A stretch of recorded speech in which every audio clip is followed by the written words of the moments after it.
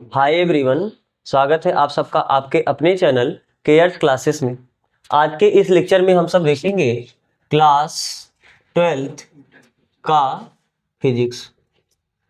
इसके पहले वाले लेक्चर में हम सब अपना विवर्तन भली बात कंप्लीट कर चुके हैं ना, पूरा विवर्तन व्यतिकरण ना, व्यतिकरण। और उसमें आपने क्या देखा था, एक एक्सपेरिमेंट भी हमारा था, यंग का द्विक रेखा छिद्र प्रयोग, यंग डबल स्लिट एक्सपेरिमेंट। उस पर हम सब न्यूमेरिकल भी अपना देख चुके हैं।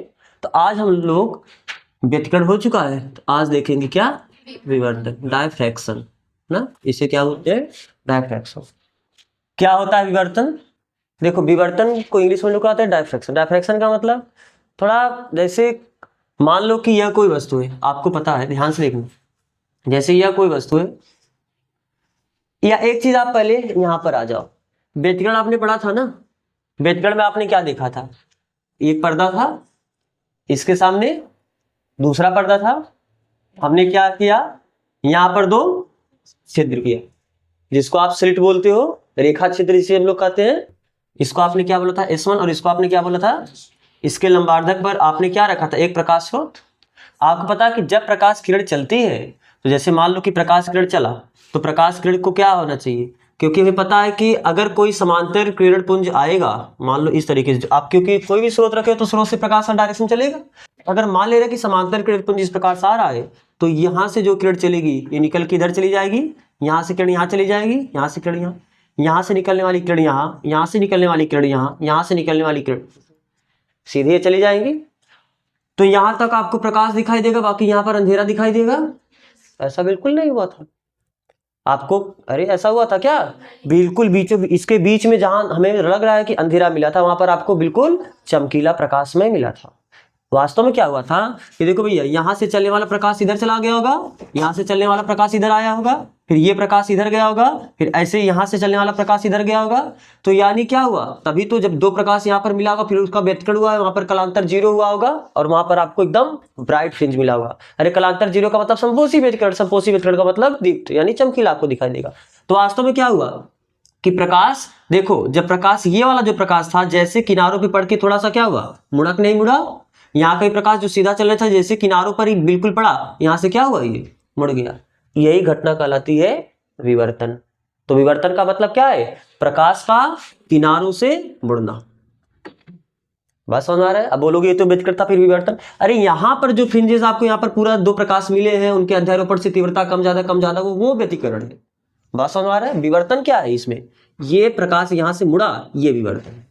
प्रकाश जो यहाँ से सीधा चलना चाहिए तो सीधा ना चल के देखो मुड़ के उधर गया, ये विवर्तन है। ये प्रकाश का सीधा ना जाके किनारों पे से मुड़ जाना, तो विवर्तन यही कहलाता है। बात समझ आ रहा है ना? तो विवर्तन का मतलब क्या है, प्रकाश का किनारों से मुड़ना।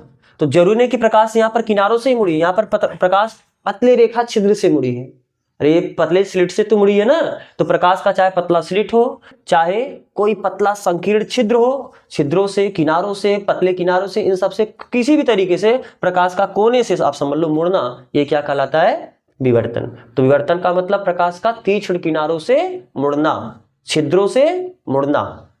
ठीक है, अब इसका हम परिभाषा भी देखते हैं, फिर क्या होता है। पहले एक चीज आप थोड़ा ये देखो, जैसे मान लो क्या है कि ये आपने कोई एक अपारदर्शी वस्तु रखा है, अपारदर्शी वस्तु रखा है, और इसके सामने आपने क्या रखा है, एक पर्दा रखा। ये अपारदर्शी कोई एक वस्तु है, नुकीली इस तरीके से वस्तु है, और ये क्या है आपका कोई एक पर्दा। अगर कोई प्रकाश, जैसे मान लो कोई एक समांतर प्रकाश किरण है, इस तरीके से हमने कोई स्रोत रखा है जिससे प्रकाश कैसा है, निकलने वाला प्रकाश क्या है, समांतर है। वास्तव में ऐसा प्रकाश स्रोत मिलना मुश्किल है जिससे निकलने वाली किरण क्या हो, समांतर हो। इसके लिए हम लोग क्या करते हैं कि कोई मान लो आपका बिंदु प्रकाश स्रोत है, इसको क्या कर देते हैं, किसी उत्तल लेंस के फोकस पे रख देते हैं। तो आपको पता है अगर ये प्रकाश स्रोत इसके फोकस पे है, तो फोकस से चलने वाली प्रकाश किरण अपवर्तन के पश्चात मुख्य अक्ष के क्या आ जाती है। तो वास्तव में समांतर निकलने वाली किरण ऐसा प्रकाश स्रोत मिलना असंभव है या मुश्किल है ना।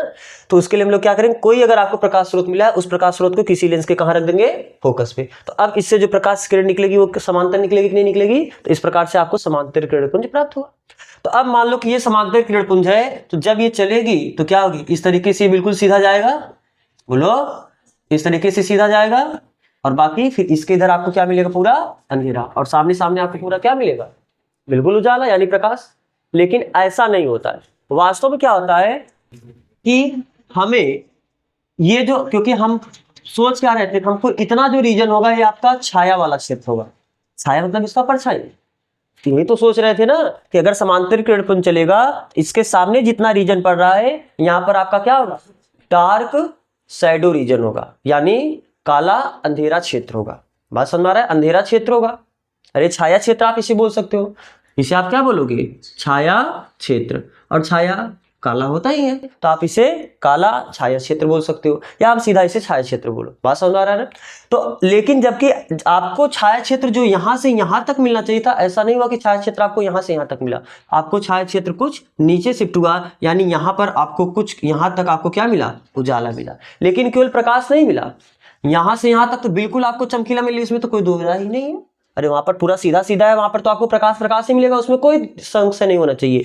लेकिन दिक्कत की बात जो ये है कि हम जो सोच रहे थे हमको यहां से यहां तक इसके पूरे सामने हमें छाया क्षेत्र मिलेगा, यानी इसका परछाई मिलेगा, इधर शैडो रीजन मिलेगा, ऐसा नहीं हुआ। हुआ वास्तव में क्या, थोड़ा सा जो छाया क्षेत्र है वो थोड़ा नीचे शिफ्ट किया। बात समझ में आ रहा है ना। हम थोड़ा समझने के लिए इसे और थोड़ा नीचे शिफ्ट करते हैं, यानी कुछ इस तरीके से यहां से मान लेते हैं। अब वास्तव में क्या हुआ, प्रकाश फिर ये कब संभव है, जब यहां भी प्रकाश पहुंचा होगा, क्योंकि छाया यहां से मिलना स्टार्ट हुआ है ना।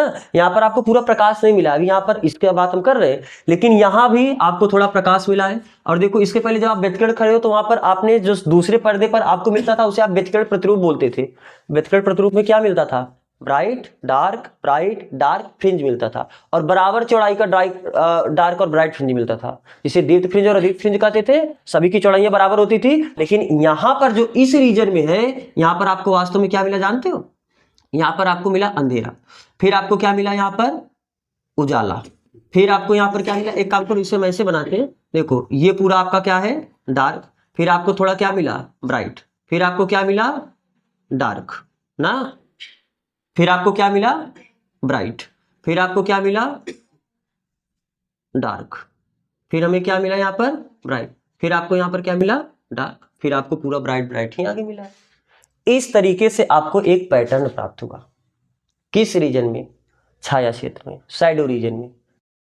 तो इसी घटना को अब यहां पर ये सब कैसे हुआ होगा, प्रकाश आके मिला होगा, जहां पर संपोषी वितरण हुआ होगा वहां पर आपको उजाला मिला होगा, जहां पर विनाशी वितरण हुआ वहां पर आपको अंधेरा मिला होगा। तो यहां पर बात हुआ, तो यहां पर प्रकाश आया कैसे, प्रकाश तो सीधा यहां तक ही चलना चाहिए था ना, प्रकाश यहां पर आया कैसे, तीक्ष्ण किनारों से मुड़ के आया होगा। यानी यही जो घटना है प्रकाश का तीक्ष्ण किनारों से मुड़ना, इसी घटना को हम लोग क्या कहते हैं, विवर्तन। तो बात समझ में आ रहा है ना। तो प्रकाश का विवर्तन क्या है, प्रकाश का तीक्ष्ण किनारों से मुड़ना ही प्रकाश का विवर्तन कहलाता है। तो आप पहले और परिभाषा लिख लो। तो ये बात समझ में आ रहा है, नहीं समझ आ रहा है, ये सब पूरा ठीक। तो यहां पर क्या डार्क और ब्राइट फ्रिंज का चौड़ाई बराबर होता है कि घटता रहता है, घटता बढ़ता है, घटता बढ़ता नहीं है, एकांतर क्रम में वो घटता जाता है धीरे धीरे ना। जैसे इधर आपको पूरा डार्क मिला था तो पहले यहाँ पर ज्यादा डार्क रहा होगा, फिर और कम डार्क, फिर और कम डार्क, फिर एकदम कम डार्क हुआ। यहाँ पर बहुत पतला ब्राइट मिला होगा, फिर और ज्यादा ब्राइट, फिर और ज्यादा ब्राइट, उसके ऊपर तो पूरा ब्राइट है। यहाँ पर आपको इधर एक मिनट इधर फिर से देख लो, यहां से यहां तक आपको पूरा क्या मिला था, यहाँ तो ब्राइट ही था, और इधर हमें मिलना चाहिए था क्या डार्क, लेकिन डार्क मिलना स्टार्ट कहां से हुआ, मान लेते हैं यहां से। तो देखो अगर डार्क नीचे है ना तो नीचे ज्यादा डार्क रहा होगा, फिर आपका कम डार्क, फिर ज्यादा डार्क, यानी कुछ समझ लो कि इस तरीके से। देखो ये ज्यादा डार्क है, इससे कम डार्क हुआ, फिर हम इसे पेंट कर देते हैं समझने के लिए, ऐसे मान लो ये ऐसे, फिर आपका इससे और पतला डार्क मिला होगा, फिर बिल्कुल पतला डार्क मिला होगा, या हम इसे यहां पर बनाते हैं। अब देखो इसके बीच जो है ये पूरा आपका क्या है ब्राइट, यहां पर भी इसके बीच में तो देखो ब्राइट डार्क का थोड़ा पैटर्न देखना और ब्राइट का थोड़ा पैटर्न देखना। डार्क वाला क्योंकि नीचे पूरा डार्क ही है और इसके ऊपर पूरा ब्राइट है, तो ऊपर चलोगे ब्राइट बढ़ेगा और नीचे चलोगे तो डार्क बढ़ेगा। बात समझ आ रहा है। तो देख लो नीचे डार्क है और कम डार्क हुआ और कम डार्क हुआ, फिर इसे और कम लेना है तो ऐसा बना सकते हो, और एकदम कम डार्क हुआ फिर डार्क खत्म हो जाएगा, फिर ब्राइट पूरा तो स्टार्ट ही है। और थोड़ा फिर उसके बाद ब्राइट का इधर बीच में पैटर्न देखो, इधर आपका पूरा ब्राइट है ना, तो देखो इधर आपका ज्यादा ब्राइट था, इधर आपका कम ब्राइट, फिर इधर आपका बिल्कुल कम ब्राइट। बात समझ आ रहा है? तो डार्क की तरफ बढ़ोगे तो ब्राइट का चौड़ाई कम होता जाएगा, और ब्राइट की तरफ बढ़ोगे तो डार्क का चौड़ाई कम होता जाएगा। ठीक है, तो पहले हेडिंग डालो विवर्तन, ये परिभाषा हम लोग लिख ले।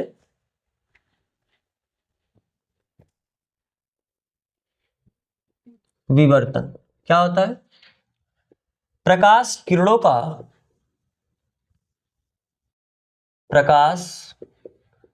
का तीक्ष्ण किनारों या पतले रेखा छिद्रों, पतले रेखा छिद्र का मतलब समझ रहे हो ना? रेखा छिद्र यानी वही स्लिट, अरे जो पर्दे में आप चीर लगाते हो ना, जो छिद्र करते हो, वही आपका क्या है छिद्र, लेकिन वो पतला होना चाहिए। ऐसा नहीं पर्दे में आप बहुत बड़ा छिद्र कर दो, पतला पतला बताया था ना, ग्रेड से अगर आप करोगे तो बिल्कुल पतला छिद्र बनेगा। तो उस प्रकार के जो पतले छिद्र होते हैं, तो प्रकाश किरणों का तीक्ष्ण किनारों या पतले रेखा छिद्रों से, प्रकाश किरणों का तीक्ष्ण पतले रेखा छिद्रों से मुड़ने की घटना को प्रकाश का विवर्तन कहते हैं।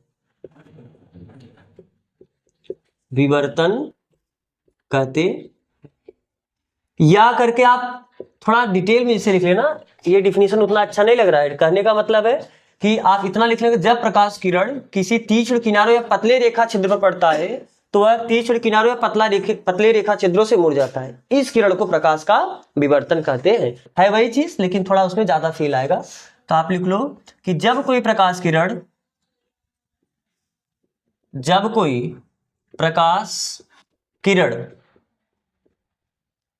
किसी तीक्ष्ण किनारों या पतले रेखा छिद्रों पर पड़ता है, पतले रेखा छिद्र पर पड़ता है, तो तीक्ष्ण किनारों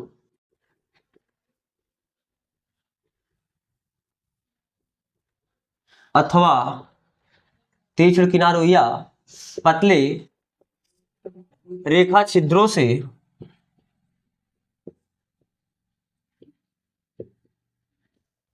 मुड़ जाता है।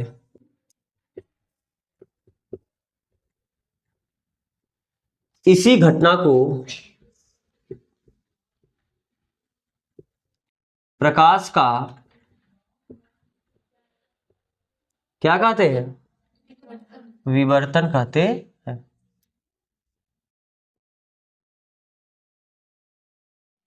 आप इसे समझने के लिए एक फिगर बना सकते हो ऐसे, कि जैसे मान लो कि ये क्या है, समांतर किरण पुंज है, इसके सामने हम कोई एक अवरोधक इस प्रकार से रख दिए, यानी कोई एक अपारदर्शी आपका क्या है, ये वस्तु है, और सामने इधर हमने क्या रखा है, एक पर्दा।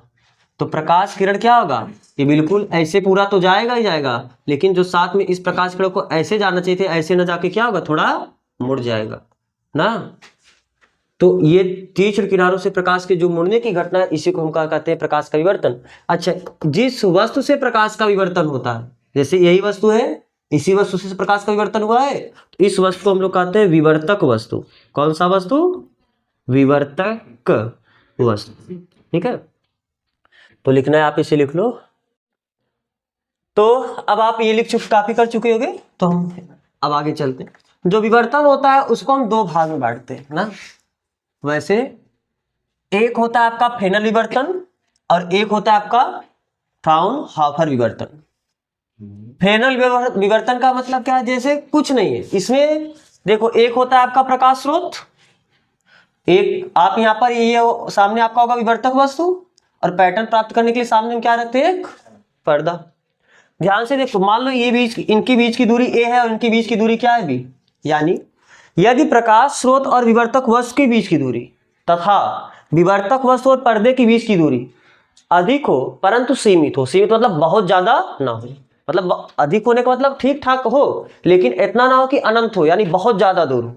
अधिक होने का मतलब और अनंत होने का मतलब दोनों में अंतर है। तो अगर प्रकाश स्रोत और ये क्या है, विवर्तक वस्तु। इनके बीच की दूरी और विवर्तक वस्तु था पर्दे के बीच की दूरी अधिक हो परंतु सीमित हो। सीमित मतलब अनंत ना हो।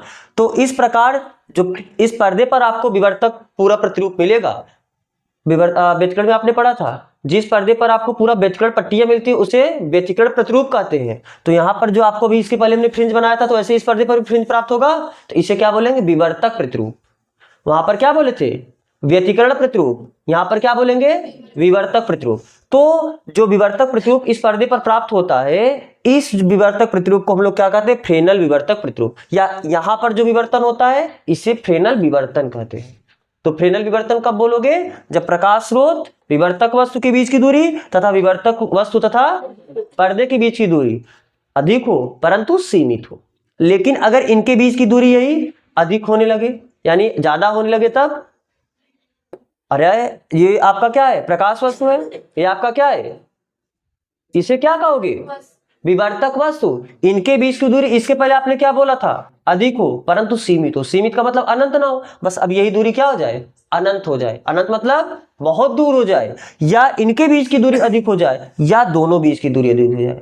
चाहे दोनों में से कोई एक दूरी अधिक हो या दोनों दूरी अधिक हो जाए, तो यहां पर जो आपको विवर्तन मिलेगा, इस प्रकार के विवर्तन को हम क्या बोलेंगे, फ्राउनहोफर विवर्तन। फ्राउनहोफर भी बोल सकते हैं या फ्राउनहोफर विवर्तन भी बोलते हैं। बात समझ में आ रहा है। तो दोनों में बस थोड़ा सा अंतर है तीनों यही चीज। उसमें भी आपका वस्तु होगा, विवर्तक वस्तु होगा, पर्दा होगा, दोनों में बस अंतर क्या है, जो आपका फ्रेनल विवर्तन होता है उसमें इन दोनों के बीच की दूरी सीमित होती है, और जो आपका फ्राउनहोफर विवर्तन होता है उसमें या तो इन दोनों के बीच की दूरी या दोनों में से किसी एक की दूरी क्या होती है, अनंत होती है। अगर फ्राउनहोफर विवर्तन में इन सब की बीच की दूरी अधिक, जैसे मान लो ये प्रकाश वस्तु है, ये आपका क्या है, कोई प्रकाश है, प्रकाश स्रोत है। अगर प्रकाश स्रोत और विवर्तक वस्तु के बीच की दूरी बहुत अधिक होगी तो प्रकाश आपको क्या होगा, फैल जाएगा। तो यहां पर आपको फिर प्रकाश सब फैल जाएगा, इतना मिल जाएगा कि आपको एक अच्छा पैटर्न नहीं दिखेगा। इसलिए हम क्या करेंगे, यहां पर एक लेंस लगा देते हैं, क्योंकि उत्तल लेंस, कैसा लेंस, क्यों उत्तल लेंस लगा, क्योंकि उत्तल लेंस क्या होता है, प्रकाश को सिकोड़ता है। तो जो सभी प्रकाश आपका इस विवर्तक वस्तु से दूर जाएगा, पर्दे से दूर जाएगा, थोड़ा वो सिकोड़ के क्या करेगा, इस पे संकेंद्रित करने का प्रयास करेगा, यानी आपको जो पैटर्न मिले आपने पर्दे पर मिल जाए। इसलिए हम लोग क्या करते हैं, दूरी बहुत अधिक होने की वजह से हम लोग यहाँ पर क्या लगा देते हैं, लेंस लगा देते हैं। और कैसा लेंस लगाते हैं, उत्तल लेंस। तो दोनों में अंतर समझ में आ रहा है ना। फ्रेनल विवर्तन में क्या होता है, फ्रेनल विवर्तन में क्या होता है, प्रकाश स्रोत विवर्तक वस्तु तथा विवर्तक वस्तु और पर्दे के बीच की दूरी सीमित होती है। और फ्राउनहोफर विवर्तन में क्या होता है, इन दोनों के बीच की दूरी या किसी एक की दूरी बहुत अधिक यानी अनंत लगभग होती है। तो इसलिए हम लोग क्या करते हैं, अगर जैसे ये दोनों दूरियां, इनके बीच की दूरी बहुत अधिक है तो यहाँ पर एक लेंस लगा देंगे, इन दोनों के बीच की दूरी बहुत अधिक है तो यहाँ पर लेंस लगा देंगे, इनके बीच की दूरी भी अधिक है, इनके बीच की दूरी भी अधिक है, तो दोनों जगह हम क्या लगा देंगे, लेंस लगा देंगे। तो अगर आपसे कोई पूछे कि लेंस का प्रयोग किसमें करते हैं, विवर्तन, फ्रेनल विवर्तन में कि फ्राउनहोफर विवर्तन में, फ्रेनल विवर्तन में तो लेंस का प्रयोग नहीं करते। बात समझ में आ रहा है ना। तो लिखो, विवर्तन को, प्रकाश विवर्तन को दो भागों में वर्गीकृत किया गया है। प्रकाश के विवर्तन को दो वर्गों में वर्गीकृत किया गया है, वर्गीकृत किया गया है। पहला हेडिंग डालना, फ्रेनल विवर्तन, फ्रेनल विवर्तन। तो फ्रेनल विवर्तन में क्या लिखोगे, जब प्रकाश स्रोत तथा विवर्तक वस्तु के बीच की दूरी, विवर्तक वस्तु के बीच की दूरी तथा विवर्तक वस्तु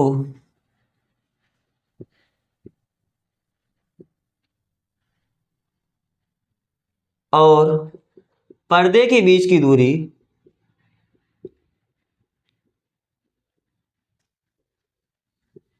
अधिक परंतु सीमित हो,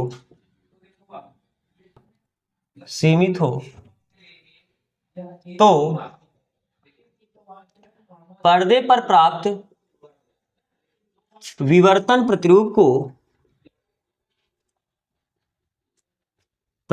को क्या कहते हैं? फ्रेनेल विवर्तन प्रतिरूप कहते हैं। फ्रेनेल विवर्तन प्रतिरूप कहते हैं। तथा इस प्रकार हुए विवर्तन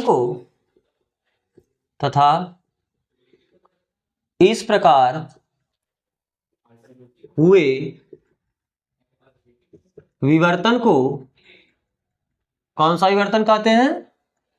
फ्रेनेल विवर्तन कहते हैं।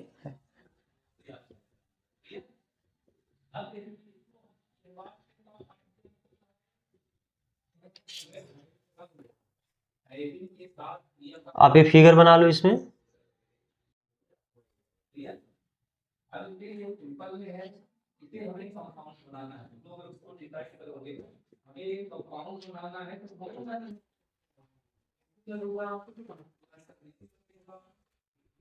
ये प्रकाश ऐसे जाना चाहिए, मान लो इधर मुड़ा। इसके बीच की दूरी क्या है मान लेते हैं a, और इसके बीच की दूरी क्या है b। दोनों दूरियां अधिक हो लेकिन निश्चित है, आप इसे माप सकते हो, सीमित है, ठीक है। तो यहाँ पर ये जो विवर्तन हुआ इसे कौन सा विवर्तन कहेंगे? फ्रेनेल विवर्तन। अब दूसरा विवर्तन आपको कौन सा लिखना है? फ्राउनहोफर विवर्तन या फ्राउनहोफर विवर्तन भी बोलते हैं ना उसे। ये मिटा दे, लिख चुके हो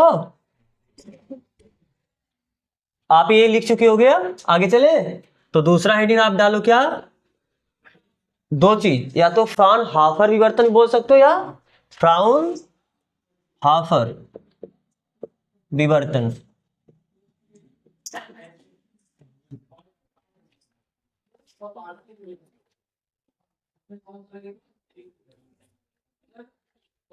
फ्राउनहोफर विवर्तन, इसमें क्या लिखोगे? यदि प्रकाश स्रोत तथा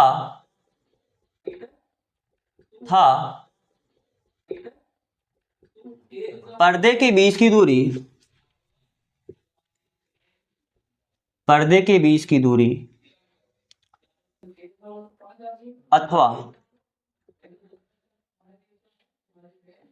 प्रकाश स्रोत तथा विवर्तक वस्तु के बीच की दूरी, यहां पर लिखना ना, प्रकाश स्रोत तथा विवर्तक वस्तु। पहले प्रकाश स्रोत से विवर्तक वस्तु के बीच की दूरी, विवर्तक वस्तु के बीच की दूरी, अथवा विवर्तक वस्तु से पर्दे के बीच की दूरी, विवर्तक वस्तु से पर्दे के बीच की दूरी,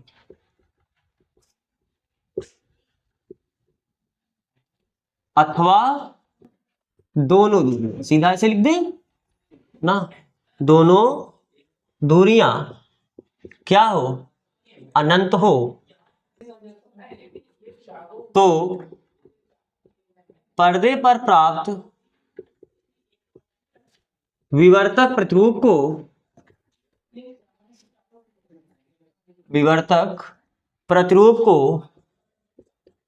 फ्राउनहोफर विवर्तक प्रतिरूप कहते हैं। विवर्तक प्रतिरूप कहते हैं।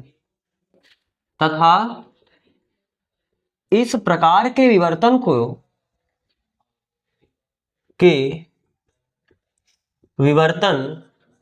क्या कहते हैं? फ्राउनहोफर विवर्तन। फ्राउनहोफर विवर्तन कहते हैं, ठीक है। हम यहां पर दो विवर्तक वस्तु का प्रयोग करते हैं।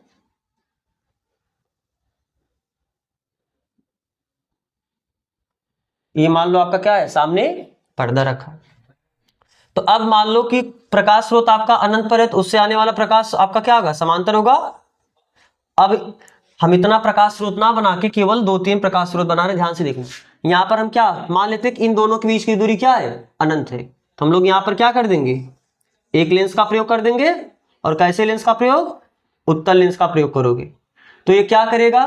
देखो प्रकाश किरण तो ऐसे समांतर जाना चाहेगा, जितनी प्रकाश किरण चलेगा जैसे, क्योंकि आपको पता है कि जो प्रकाश किरण इस तीक्ष्ण किनारों पर पड़ेगा वो क्या होगा, किनारों से मुड़ जाएगा। जो प्रकाश किरण इस तीक्ष्ण किनारों पर मुड़ेगा वो भी क्या मतलब पड़ेगा, वो भी क्या होगा, मुड़ जाएगा। हम लोग दोनों साइड में एक साइड का दिखा देते, वैसे दूसरे साइड का भी होगा। तो यहाँ पर क्या करते हैं, केवल एक साइड का दिखाते हैं। यानी और ऐसा नहीं कि केवल प्रकाश किरण इधर मुड़ेगा, प्रकाश किरण चलने के बाद इधर भी मुड़ेगा। तो मान लो एक प्रकाश किरण यहां पर पड़ा, दूसरा प्रकाश किरण यहां पर पड़ा, और दोनों पर्दे पर किसी पॉइंट पे मिलेगा। मान लेते हैं कि ये थोड़ा ये समांतर लग रहा है ना, थोड़ा इसे और देखो, अगर लेंस ना होता तो ये जाके ऐसे जाता, लेकिन लेंस लगा दी। लेंस क्या करेगा, उत्तल लेंस प्रकाश किरण को क्या करता है, सिकोड़ता है, और अवतल लेंस प्रकाश किरण को फैलाता है। तो जो प्रकाश किरण दूर जा रहा था उसको थोड़ा सिकोड़ेगा, यानी कुछ इस तरीके से। और मान लो यहाँ पर भी ये कुछ आपका निकलता है से, लेकिन इसको सिकोड़ेगा तो कुछ इस तरीके से जाके क्या होगा, दोनों मिल जाएगा। तो आपको केवल फाइनल इमेज बनाना है। और मान लो कोई एक प्रकाश किरण ये जाता, वो तो वहां पर जाके मिलेगा ही। अरे ये वाला भी तो कोई दिक्कत ही नहीं है, जो ऊपर नीचे का हमने दो प्रकाश किरण दिखा दिया। तो यहाँ पर ये क्या है, विवर्तक वस्तु है, और ये आपका क्या है, पर्दा। इनके बीच की देखो लेंस का प्रयोग किया, अगर लेंस का प्रयोग हो गया, आप समझ लो कौन सा है, फ्राउनहोफर। क्योंकि लेंस का प्रयोग तभी हुआ होगा जब उनके बीच की दूरियां क्या होगी, अनंत रही होगी। तो बना लो आप ये फिगर। इसको ना बनाना, आप इधर का मत बनाओ, क्योंकि सामने का बनाना तो आप सामने का भी केवल बना सकते हो। ये आपका क्या है, पर्दा। ये आपका क्या है, विवर्तक वस्तु।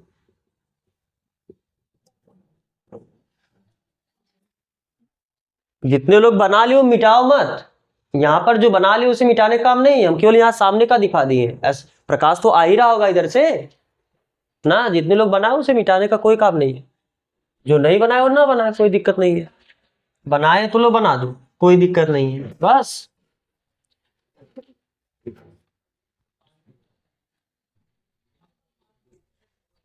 विवर्तन दो प्रकार का देखे, कौन कौन सा विवर्तन हुआ, फ्रेनेल विवर्तन और फ्राउनहोफर विवर्तन। दो प्रकार के विवर्तन, एक फ्रेनेल विवर्तन और एक फ्राउनहोफर विवर्तन। अब फिलहाल अब हम लोग देखेंगे अपना विवर्तन, जो हमें सिलेबस पढ़ना है। तो हमें सिलेबस में क्या, हमारे सिलेबस में विवर्तन में अभी आपने जो देखा ना, आपने इस प्रकार से विवर्तन देखा, फिर आपने इस प्रकार से विवर्तन, ये सब विवर्तन हमारे पास नहीं। हमारे सिलेबस में जो है वो एकल झिल्ली के कारण विवर्तन। किसके कारण विवर्तन है, एकल झिल्ली। एकल झिल्ली का मतलब समझ लो, जैसे आपने कोई एक पर्दा लिया और उस पर्दा में ब्लेड से क्या कर दिया, एक चीरा लगा दिया ना, या एक छिद्र बना दिया। तो यही क्या है आपका एकल झिल्ली। और एकल झिल्ली का मतलब एक झिल्ली, झिल्ली का मतलब वही, ठीक है। तो आप हेडिंग डालो, एकल झिल्ली के कारण प्रकाश का विवर्तन, या एकल झिल्ली से, एकल झिल्ली के कारण, एकल झिल्ली से प्रकाश का विवर्तन। एकल झिल्ली से प्रकाश का विवर्तन।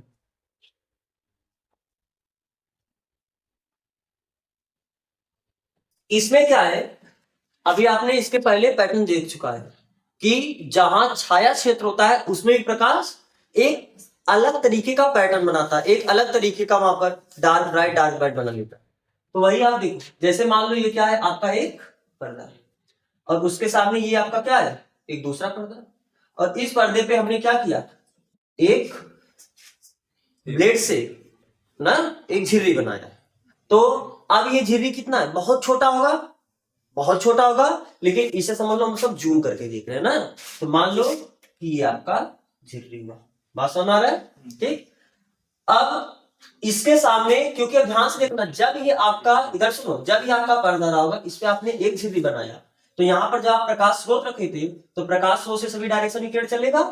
तो यहाँ पर भी तो ऐसा बहुत सारा किरण पड़ेगा, यानी उस स्रोत से जो इस छोटे से झिल्ली पर प्रकाश गिर रहा होगा, बहुत ज्यादा प्रकाश गिरा होगा। तो जब हम इसको थोड़ा जूम करके देख रहे हैं इस चित्र को, तो क्या हुआ, इस प्रकाश, क्योंकि ये तब तो ये भी तो जूम हुआ होगा, तो इसको हम मान लेते हैं कुछ, देखो इस तरीके से पूरा प्रकाश किरण आके इस पे क्या हुआ, गिरा होगा ना। ये सभी किरणें लगभग लगभग इस पे आके गिरी होगी। अब हमें क्या करना है, ध्यान से सुनना। आपको पता है कि जितना दूर ये पूरा क्षेत्र है, इतना दूर तक तो इसमें केवल प्रकाशमय ही प्रकाशमय रहेगा, यानी आपको पूरा ब्राइट ब्राइट दिखेगा, पूरा चमकीला प्रकाशित दिखेगा। और होना क्या चाहिए, इसके सामने जो पूरा पोर्शन है, इसके इधर और इसके इधर पूरा क्या होना चाहिए, अंधेरा, और जबकि ऐसा होता नहीं है। क्या हुआ है, थोड़ा जैसे मान लो कि यहां से अंधेरा स्टार्ट होना चाहिए, वो अंधेरा यहां से ना स्टार्ट होके अंधेरा वाला पैटर्न पूरा इसके उधर, ये पूरा आपका क्या है, अंधेरा वाला। और इधर भी नीचे भी से, क्योंकि जैसे ऊपर अगर प्रकाश मुड़ के इस क्षेत्र तक पहुंचा होगा, नीचे भी प्रकाश मुड़ के कुछ क्षेत्र तक पहुंचा होगा, तो यहां तक जहां तक प्रकाश पहुंच रहा है उसके बाद से आपको क्या मिला है, पूरा ये पूरा अंधेरा। बात समझ आ रहा है। तो जहां पर ये आपका पूरा यहां से लेके वो पूरा छाया क्षेत्र, यहां से लेके पूरा छाया क्षेत्र, तो छाया क्षेत्र में भी प्रकाश पहुंच गया है। क्यों, किनारों से मुड़ के। और यहाँ पर केवल प्रकाश पहुंच के उजाला नहीं किया, यहाँ पर आपको एक विशेष पैटर्न मिला, अंधेरा छाया अंधेरा छाया। और कैसा विशेष पैटर्न, अब ध्यान से देखो, आपको अभी मैंने बताया कि जैसे जैसे आप अंधेरे की तरफ जाओगे, अंधेरे की चौड़ाई बढ़ती जाएगी और उजाले वाली पट्टियों की चौड़ाई कम होती जाएगी। व्यतिकरण में जब आप पढ़ते थे उसे हम दीप्त और अदीप्त फ्रिंज बोलते थे। अरे जो आपका ब्राइट पट्टी का मिलता था उसे आप क्या बोलते थे, दीप्त फ्रिंज, और जो आपका डार्क मिलता था उसे आप क्या बोलते थे, अदीप्त फ्रिंज। इसमें हम दीप्त और अदीप्त ना बोल के उच्चिष्ट और निम्निष्ठ बोलते हैं। जो आपका चमकीला पट्टी मिलेगा उसे हम क्या बोलेंगे, उच्चिष्ट, और जो आपका अंधेरा पट्टी मिलेगा उसे हम क्या बोलेंगे, निम्निष्ठ। और यहाँ पर उच्चिष्ट और निम्निष्ठ की विशेषता क्या है, जैसे ध्यान से देखो, ये आपका पूरा प्रकाश वाला है, बोलो, तो ये प्रकाश वाला कुछ मान लो ये बनना चाहिए था सिंपल, वो बना, और लेकिन अब प्रकाश वाला के लिए तक नहीं, यहां तक प्रकाश वाला हो गया, हम इसे ऐसा बनाए। और नीचे भी प्रकाश वाला कुछ यहां तक पहुंचा है, ठीक। अब इसके बाद आपका थोड़ा सा एक पतला सा डार्क दिखा, पैटर्न भी देख लो, फिर इसके बारे में पूरा बात करेंगे। क्या दिखा, डार्क दिखा। फिर यहां पर भी आपको क्या दिखा, डार्क पूरा दिखा। फिर आपको उजाला पट्टी मिला, लेकिन इसकी जितनी चौड़ाई थी उससे कम चौड़ाई की ना। अब धीरे धीरे ऊपर अंधेरा है ना, तो जब ऊपर बढ़ोगे तो उजाला की चौड़ाई कम होती जाएगी, यानी उच्चिष्टों की चौड़ाई कम होती जाएगी। तो यहाँ पर उच्चिष्ट चौड़ाई यहाँ पर है, यहाँ पर उच्चिष्ट चौड़ाई इतना ना हो कि थोड़ा सा कम हुआ, यानी केवल इतना है। अब फिर आपको क्या मिलेगा, एक अंधेरा पट्टी मिलेगा, और थोड़ा मान लो कि इसकी चौड़ाई फिर इतनी रही होगी, इसकी चौड़ाई थोड़ा और ज्यादा मिली, कुछ इस तरह से, ठीक है। फिर और आपको उजाला पट्टी का मिला, लेकिन अब देखो धीरे धीरे चौड़ाई कम होती जा रही है ना। यहाँ पर चौड़ाई इतना पूरा था, यहाँ पर चौड़ाई थोड़ा कम हुआ, अब चौड़ाई थोड़ा उजाला की और कम होगी, और डार्क वाले की क्या होगी, ये और बढ़ जाएगी इस तरीके से। फिर उजाले की चौड़ाई और कम हुई होगी, यानी बस आपको मान लो इतना उजाला मिला, और डार्क वाले की चौड़ाई और ज्यादा बढ़ गई होगी, यानी कुछ इस तरीके से। बात समझ आ रही है। सेम ऐसे ही आपको क्या मिलेगा, नीचे मिलेगा। क्यों, कैसे, ध्यान से देखो, यहाँ पर उजाला पट्टी था, यहाँ पर भी उजाला पट्टी मिलेगा, फिर आपको क्या मिलेगा, एक अंधेरा पट्टी मिलेगा। फिर उसके बाद उजाले की चौड़ाई आपको पता है धीरे धीरे कम होती जाएगी, और अंधेरे की चौड़ाई क्या होगी, बढ़ती जाएगी। मान लो आपका क्या हुआ, डार्क वाला हुआ। फिर उजाले की चौड़ाई और कम होगी ना, और डार्क वाले की चौड़ाई और थोड़ा बढ़ जाएगी।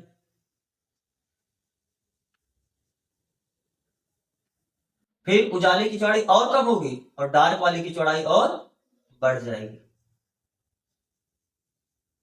और बाकी फिर इसके नीचे तो आपका पूरा, आपको क्या होगा, अब उजाले की चौड़ाई और कम हो जाएगी, मान लो एकदम इतना, देखो थोड़ा सा भी बीच में उजाला बचा है ना, और बाकी पूरा फिर आपको क्या मिलेगा, ये पूरा आपको डार्क मिलेगा। तो प्रकाश कहां तक डिस्टर्ब किया, यहां तक पहुंचा होगा, और ऊपर यहां तक पहुंचा होगा। तो आपको ये जो पैटर्न है, ये जो आपको प्रतिरूप मिला, इस प्रतिरूप को हम लोग क्या कहते हैं, विवर्तन। अब आपको बीच में ऐसा नहीं दिखेगा, बीच में आपको ये पूरा ऐसा दिखेगा, पूरा उजाला। बात समझ आ रहा है ना। लेकिन वास्तव उजाला मिलता कहां, यहां तक एक्स्ट्रा उजाला मिलता है। देखो इसके सामने ये इधर अंधेरा होना चाहिए ना, इसके सामने यहाँ पर भी आपको उजाला मिला। तो इस पैटर्न को हम लोग क्या कहते हैं, विवर्तन प्रतिरूप। इस प्रतिरूप को हम लोग क्या कहते हैं, वहां पर आप व्यतिकरण प्रतिरूप बोलते थे, और वहां पर ये जो चमकीली पट्टियां मिलती थी उसे दीप्त, और जो अंधेरी मिलती थी इसे अदीप्त बोलते थे। तो केवल अपने समझने के लिए आप ये फिगर बनाना बना लो ना, अगर आपको ये फिगर बनाना है तो आप फिर बना लो अपने समझने के लिए, ठीक है। बना, आप ये पैटर्न बना चुके होगे। तो फिलहाल हमें क्या देखना है, हमें देखो आज यहाँ पर ये देखना है, आप पहले ये देख लो, ये जो आपका है चमकीला पूरा उजाला उजाला, इसको बोलोगे उच्चिष्ट, क्या बोलोगे? लेकिन इसे बोलेंगे केंद्रीय उच्चिष्ट। क्या बोलेंगे? क्योंकि ये कहाँ बना है? सेंटर बना है ना, केंद्र बना, बिल्कुल बीचों बीच बना है। इसे हम क्या बोलेंगे? केंद्रीय उच्चिष्ट। क्या बोलेंगे? केंद्रीय उच्चिष्ट। ये जो आपका है ये निम्निष्ठ है। क्या है? और इसे क्या बोलोगे? प्राथमिक निम्निष्ठ। क्या बोलोगे? प्राथमिक निम्निष्ठ। फिर ये क्या है आपका? ये उच्चिष्ट है। अरे यहाँ पर देखो, इधर आपका चमकीला बना है, इसे हम क्या बोलेंगे? प्राथमिक उच्चिष्ट। लेकिन उससे ज्यादा अच्छा रहेगा आप बोलोगे प्राथमिक गौड़ उच्चिष्ट। ठीक है, सुनो, दिक्कत नहीं होगा। जो बिल्कुल सेंटर में होता है इसको हम केंद्रीय उच्चिष्ट बोल देंगे, लेकिन ये सेंटर वाला उतना ना, ये सेंटर वाला थोड़ा, ये दूसरा है ना, इसको हम गौड़ बोलेंगे, प्राथमिक गौड़ उच्चिष्ट। ये द्वितीय गौड़ उच्चिष्ट, ये तृतीय गौड़ उच्चिष्ट। बात समझ आ रहा है ना? और इसको आप क्या बोलोगे? प्राथमिक निम्निष्ठ, द्वितीयक निम्निष्ठ, तृतीयक निम्निष्ठ, एकांत, फिर अपना ऐसे आगे बढ़ता चला जाएगा। बात समझ आ रहा है? तो नाम में दिक्कत नहीं होगा। इसको क्या बोलोगे? केंद्रीय उच्चिष्ट। इसको क्या बोलोगे?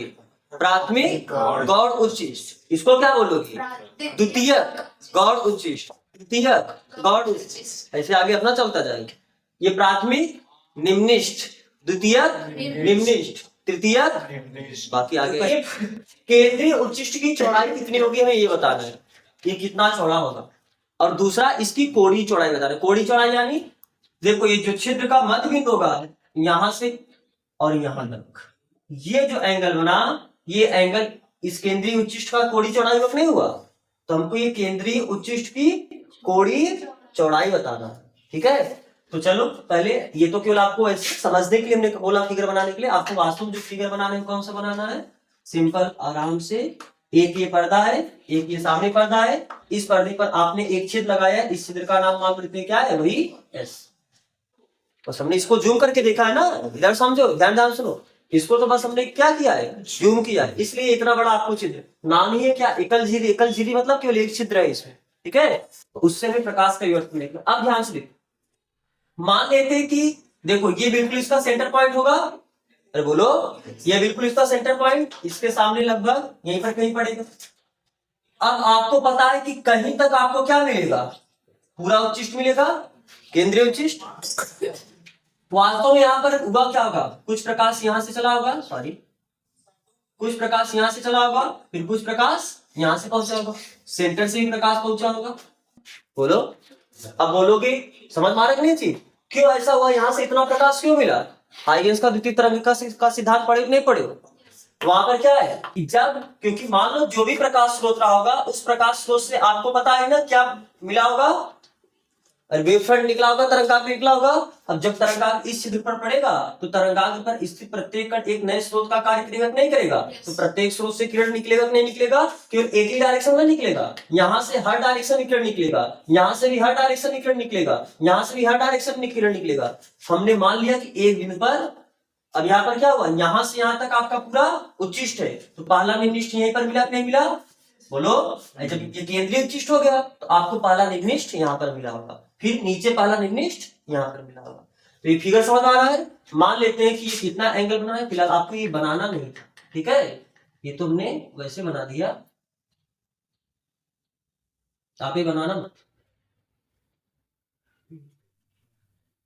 अब बताओ, तो मान लेते हैं कि यह कोण कितना है? थीटा। ठीक, इस छिद्र की चौड़ाई को हम अपने मन से मान लेते हैं कितना? ए। छिद्र की चौड़ाई को हम क्या मान लेते हैं? ए। जो प्रकाश यहां पर पहुंचा होगा, एक प्रकाश यहां से पहुंचा होगा और एक प्रकाश यहां से पहुंचा, तो केवल यही दो प्रकाश को देख रहे हैं। इस प्रकाश को या इसको समझने के लिए केवल ऐसे डाट डाट डाट डाट बना दे। तो जो एक प्रकाश यहां से पहुंचा होगा, एक प्रकाश यहां से पहुंचा होगा, क्या इन दोनों प्रकाश जो यहां पर पहुंचे, इन दोनों के बीच में कुछ न कुछ पथांतर रहा होगा? पथांतर क्या होता है? पथ में अंतर, यानी चली गई दूरी में अंतर। तो ये कुछ दूरी तय की होगी। चलो मान लेते हैं ये पॉइंट ए है, ये पॉइंट आपका क्या है? बी है, और ये पॉइंट आपका क्या है? बी है। तो एक प्रकाश कण जो ए से पी तक पहुंचा, दूसरा प्रकाश कण जो बी से पी तक पहुंचा, इन दोनों के बीच में कुछ पथांतर रहा होगा। कितना पथांतर रहा होगा? पथांतर निकालने के लिए हम क्या करते हैं, ध्यान से देखना, यहां से इस पे एक परपेंडिकुलर डाल देंगे। ठीक है, और यही जो एक्स्ट्रा मान लो ये परपेंडिकुलर ए बी, चलो हम इसको कह देते हैं सी। तो ये जो इतना एक्स्ट्रा दूरी मिला, यही दूरी आपका क्या है, पथांतर। क्योंकि देखो ये दूरी और ये दूरी बराबर हो जाएगी, बात समझ आ रहा है ना, ये दोनों दूरी बराबर होगी, जितना एक्स्ट्रा मिलेगा। पथांतर का मतलब क्या है, पथ में अंतर, चली गई पथ में अंतर, तय की गई दूरी में अंतर। तो ये इतना दूरी तय किया, उतने की बराबर दूरी आप यहाँ पर निकाल दो, तो जो दूरी एक्स्ट्रा बचेगा वही आपका क्या हो जाएगा, पथांतर। और अब बताओ, अगर यह कोण थीटा है तो क्या यह कोण भी थीटा होगा? कैसे, ध्यान से एक बात समझना, एक बात आप याद रखना, अगर दो रेखा के बीच, मान लो कि दो रेखा है, एक रेखा ये है, एक रेखा ये है, अगर इन रेखाओं के बीच कोण थीटा है, आप इस पे परपेंडिकुलर खींचो, देखो ये रेखा इस पे परपेंडिकुलर है और आप इस रेखा पे परपेंडिकुलर खींचो, इनके बीच भी कोण क्या होगा, थीटा होगा। अगर इस बात को याद रखना, यदि दो रेखा के बीच कोण थीटा होता है तो दोनों रेखाओं पर अगर आप परपेंडिकुलर खींचोगे, उनके परपेंडिकुलर के बीच भी एंगल कितना होगा, थीटा। जैसे एग्जांपल में केवल आपको थोड़ा समझने के लिए, रेखा ये है और एक रेखा आपका ये है, इनके बीच मान लो एंगल कितना है, 30 अंश। हमने एक परपेंडिकुलर इस रेखा पे खींचा और एक परपेंडिकुलर हमने इस रेखा पे खींचा, इनके बीच एंगल कितना होगा, ये भी कितना होगा, 30 अंश ही होगा। आपको बताया ना, अगर दो रेखा के बीच कोण थीटा है तो पहली रेखा पे परपेंडिकुलर खींचो और दूसरी रेखा पे परपेंडिकुलर खींचो, तो दोनों जिस दो रेखा के बीच कोण पता है, उन दोनों रेखाओं के जो परपेंडिकुलर मिलेगा उसके बीच कोण वही होगा। बात समझ में आ रहा है? अब बताओ, ये जो छिद्र हमने यहां से तीन जो रेखा खींचे, वास्तव में बताओ आपने जो पर्दा लिया था, इस पर्दे में यही बहुत पतला सा छिद्र है और इसके सामने जो पर्दा रखा था, ये इसी में आपने एक पॉइंट पी लिया है। अब बताओ, एक रेखा किरण यहां से पहुंचा, एक किरण यहां से पहुंचा, बिल्कुल एक किरण बीचों बीच होगा, तो लगभग तीनों किरण इतने पास पास होंगे, हम इन तीनों किरणों के एक किरण मान सकते हैं, नहीं मान सकते हैं, या तीनों किरण को एक दूसरे के समांतर मान सकते हैं। अरे तो जूम करके देखा इसलिए इतना बड़ा बड़ा हो गया ना, वास्तव में छिद्र कितना बहुत छोटा सा है, एक बत्ती से आप जिद्दी मारे, बात समझ में ना। तो ये तीनों रेखाएं, ये जो तीनों रेखा बड़ा बड़ा करके दिख रहा है, इतना बड़ा वास्तव में तीनों लगभग एक ही लाइन पे आ रहे हैं, या आप ऐसा मान सकते हो कि ये एक दूसरे के क्या है, समांतर है। बात समझ में आ रहा है? तो आपने क्या बोला, ये जो कोण थीटा ये कहां से, बिल्कुल सेंटर से है। अरे इस पॉइंट पर सेंटर से जो लाइन मिला है वो लाइन आपका, ये जो ये क्या है, ये बिल्कुल बीचों बीच वाला लाइन है, इसके साथ जो एंगल बना है, ये एंगल आपने क्या बोला है, थीटा। हम थोड़ा इस फिगर को समझने के लिए एंगल कैसे थीटा हो इधर बनाते हैं। देखो एक रेखा ये था, इस बीच वाली रेखा को हमने यहां बनाया, ठीक है, इनके बीच एंगल आपने कितना लिया है, थीटा। तो क्या ये जो रेखा है, ये वाली रेखा इस पे परपेंडिकुलर होगा, अरे ये रेखा इस पे परपेंडिकुलर होगा, यानी ये, बोलो, और ये जो है ये इस पे परपेंडिकुलर है, अरे इस पे परपेंडिकुलर होने का मतलब इस पे परपेंडिकुलर, क्योंकि तीनों लाइन एक ही है ना लगभग। तो अगर आपने इस पे परपेंडिकुलर डाला है, और ये आपको बताया कि अगर दो रेखा के बीच कोण थीटा है, अगर इस पे परपेंडिकुलर खींचो और दूसरे पे परपेंडिकुलर खींचो, तो उनके बीच भी एंगल कितना होता है, तो ये भी कोण कितना हो जाएगा, थीटा। बात समझ में नहीं समझ आई थी, ठीक। अब आप ये बताओ, तो ये BC कितना हो जाएगा, B से C तक, क्या हम इसे A sin थीटा लिख सकते हैं, कैसे, त्रिभुज ABC से, त्रिभुज ABC से कोण के सामने वाला क्या होता है, लंब। तो इस त्रिभुज में अगर, क्योंकि आपको पता है कि परपेंडिकुलर है, कोण के साथ 90 अंश के सामने वाला क्या होता है, कर्ण। तो अगर इस त्रिभुज में हम sin थीटा लगाएं, तो sin थीटा बराबर क्या हो जाएगा, कोण के सामने लंब, यानी BC बटे कर्ण, 90 अंश के सामने वाला कर्ण क्या है, A। तो क्या यहाँ से हमें BC को चाहिए था, तो ये भाग इधर जाकर क्या हो जाएगा, गुणा, तो BC बराबर क्या हो जाएगा, A sin थीटा। तो हम BC को A sin थीटा लिख सकते हैं, नहीं लिख सकते हैं, यानी अब ध्यान से देखो यहाँ पर, ये BC क्या था, दोनों किरणों के बीच पथांतर, यानी कोई भी दो किरण जो इस, क्योंकि ऐसा नहीं प्रकाश के लिए पर पहुंचेगा, प्रकाश हर पॉइंट पर पहुंच रहा होगा, तो किसी पॉइंट पर जो दो किरण पहुंचेगा, उन किरणों के बीच जो पथांतर होगा उसे हम A sin थीटा लिख सकते हैं, नहीं लिख सकते हैं। अब कहोगे जब किरण यहाँ पर पहुंचेगा तो उसके बीच पथांतर कुछ अलग होगा, जब किरण यहाँ पर पहुंचेगा उसके बीच पथांतर कुछ अलग होगा।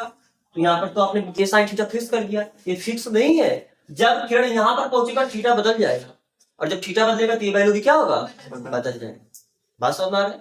तो हमें चाहिए क्या, कि पहला निम्निष्ठ कितनी दूरी पर बना, क्योंकि हमको केंद्रीय उच्चिष्ट का चौड़ाई चाहिए। अब केंद्रीय उच्चिष्ट का चौड़ाई बताने के लिए हमें पता चल जाए निम्निष्ठ कहां बना, निम्निष्ठ कहाँ बना, उसके नीचे तो पूरा उच्चिष्ट ही बना है।